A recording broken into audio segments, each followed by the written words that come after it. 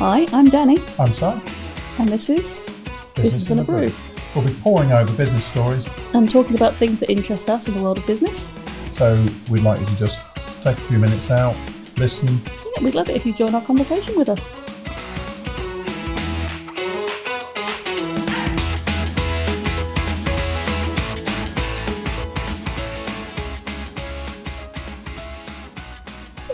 Hello. I'm excited. I'm going to do another origin story, and you know I love an origin story.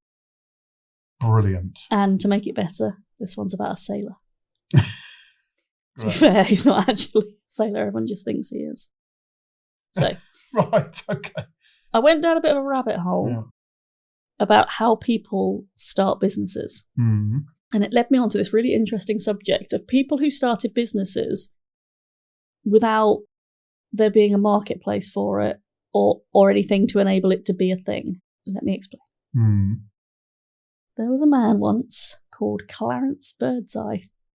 His actual name. What a great name.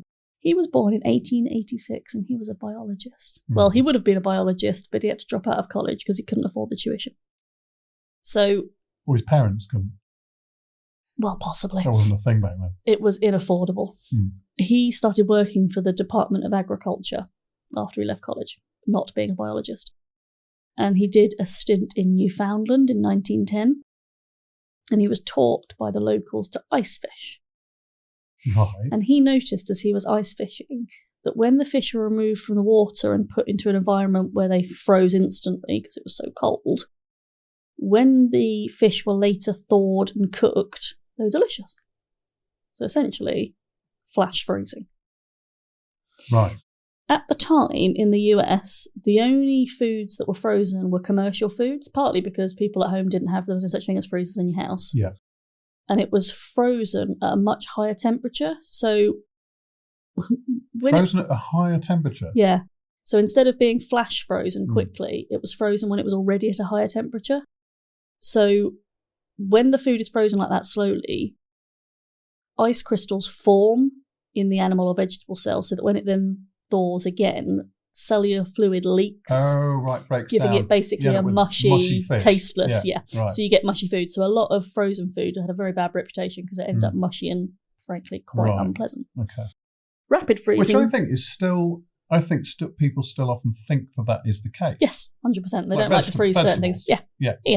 Rapid freezing at lower temperatures gives you those crystals less time to form, so you do less damage to the cells, so that when you defrost it, you don't get the mush. The mush. Yeah. Isn't that the idea behind freezing your head when you die? Just your head. Yeah, there are several famous people who had their heads frozen. Yeah. Well, at least they won't be mushy when they thaw. In liquid nitrogen. Nitrogen, and stored at that temperature. Fair enough. Okay, well, all right. Anyway, Birdseye himself was so inspired by this, he came up with the idea to basically invent freezer food. He did, however, have a problem. 3 problems. Okay. There were no freezers in people's homes, Right. so freezer food, issue. There were no freezers in shops, so selling the freezer food, issue. And there was no way to ship frozen food. Right, okay. So, I mean, there were a few issues, let's put it that way. Yeah.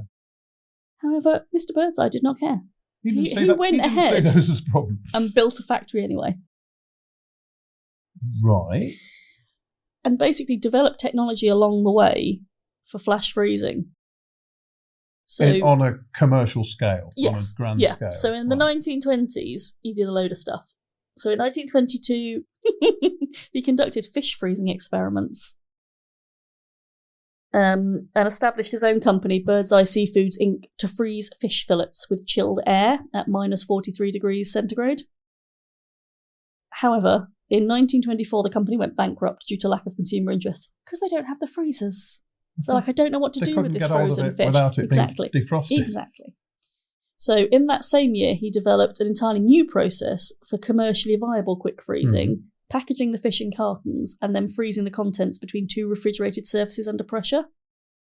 And that is the General Seafood Corporation that was created for that. In 1925, the General Seafood Corporation marketed and sold Birdseye's newest invention, the double belt freezer, in which could brine chill a pair of stainless steel belts carrying packaged fish, freezing the fish quickly. Basically, it's a quick freeze method. I understand the technology behind it. You probably do. Okay. And his invention was patented, US patent number 1,773,079. That was good numbering. Mm. And again, it was the beginning of the frozen food industry as it is today. And he did loads of technology around cooling. In 1927, patented the multi-plate freezing machine, which was used as the basis for freezing foods for several decades after that. He was a very clever man. This is all from just going ice fishing with a local ice fisher person. In 1929, he sold his company and all the patents for $22 million, which is approximately $335 million in 2021 US dollars. So which year was it? 1929. Great. Sold it to Goldman Sachs. Oh my God. Which eventually became General Foods Corporation, and they founded the Birdseye Frozen Foods Corporation using his name. So in the 1930s, it went into stores. The first products under the Birdseye name became available. So it's mainly vegetables, meat, and some fruit. There were 26 items, 18 cuts of frozen meat, spinach and peas, a variety of fruits and berries, blue point oysters, and fish fillets. No fingers?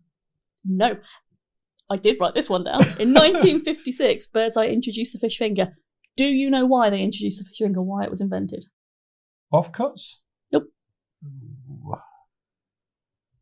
They bought a bread company to make breadcrumbs with? No, I don't know. It was entirely designed to encourage children to eat fish. Oh my goodness. Because it looked less scary. Because there's nothing tastier than finger. Yeah. That is quite incredible and easy to eat. Yes, so that's why they did it. And crispy. Yeah, well, if you cook them properly, otherwise they could be mushy. Ooh. Like soggy fish fingers. I don't eat fish fingers. Well, how brilliant. So, because that's right, my very first knowledge of fish, my very first knowledge of Birdseye was fish fingers when I was a kid. Yeah. That is it. Because you were born after 1956, the advent of the fish finger. See, I'm not that old. You're not that old. I just think it's fascinating. He had this idea, but there were all these barriers to it. Yeah. So he'd spend all his time inventing ways to overcome the barriers to launch the product. A couple of failures along the way. Absolutely. But absolute belief in what he was doing. Yeah. I mean, the man had to invent freezing technology just to get what is essentially microwave meals to market. That is absolute drive there. Wow. And that is all because he went ice fishing. He's not really everyone thinks he's a fisherman because of fish fingers, but he's not a fisherman at all. He's not a sailor at all, I'm sorry. No. He's an ice fisherman. He's merely a vehicle. Yeah. Exactly, yeah. He probably didn't even look like that. He didn't actually look like a really skinny teenager when I looked at the picture. But he was a driven skinny teenager who knew how to ice fish. Yeah. So put that up against Mr. KFC, Colonel Saunders. A fascinating backstory, Sanders. Yeah, they are fascinating backstories, but they're people who literally were challenged, and they came fighting back. Yeah. It's going to show that there's absolutely no... You're not entitled to success. You've got to fight for it right the way through. You've also got to be pretty damn clever. I mean, I couldn't invent a freezer. Be determined, yeah. I might look at fish and go, that tastes a bit better than fish that's been frozen slowly. But I wouldn't know how to invent a freezer. Defrosted. Well, yeah. I mean, I wouldn't say that because I don't eat fish anyway. But I couldn't invent a freezer. These people are amazing. Yeah, that is a cracking story. I didn't know any of that. I knew about freezing technology, and I knew that there were factories that produced ice back in those days as well. Because previously, anything that you wanted, if you wanted ice, you had to literally skim it off the top of a lake, chop it all up, and put it in an ice house. That's at the beginning of the film Frozen. Yes. And then it would keep your produce fresh without actually freezing it, but it would prolong its life. So it's a chiller rather than a freezer. Yeah, basically like an ice bucket. Yeah. But then I think the ice process was patented, where it was a chemical. I think it was a chemical combination that actually allowed for the ice to form into bricks. Oh, clever. So that's what was just investigate. Kind of in my mind, it's kind of making me want to spin off. But But that was brilliant because all of a sudden it took not having to go and chip your ice off a lake and put it in a hole in the ground to creating to ice. actually being able to create it. And people used to come round with these blocks to your house and basically shave ice for you and give you ice that you could take into your house and use. How old are you? Well, I wasn't around then. No. Oh, God. Fair enough. Yeah, okay. I've only ever known the freezer. Oh, I see. I apologise. And I remember you can thank Clarence Birdseye for that. Well, thank you, Clarence. And I remember in Nottingham, I remember going to a freezer centre, and I don't remember if it might have been Iceland. This is back in the 1970s, and I remember there just being banks and banks of freezers. Yep. And my folks buying stuff that was frozen, actually in bags, and then putting it in the freezer compartment. People are still scared of frozen food these days. Yeah. And actually Iceland has been closing down quite a few stores as well. So I'm just wondering if there's something going on there. I think that's sheer level of competition in the marketplace. Probably. Like you'd get all your party platters from Iceland, but now you can get them in little. But freezer compartments in supermarkets have expanded dramatically. You can get pretty much anything from those as well. That is true. You can get frozen herbs. Yeah, you can. But what a brilliant story about Clarence.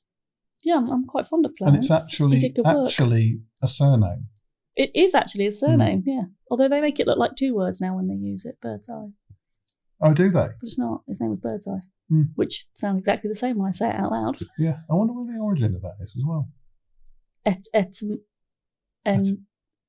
What's that word? Etymology. Yes, that's of a word, isn't it? Yeah, not to be confused with entomology. What's that? That's study of insects. That's very different. Yeah. Right. Great story. You're welcome. Thanks.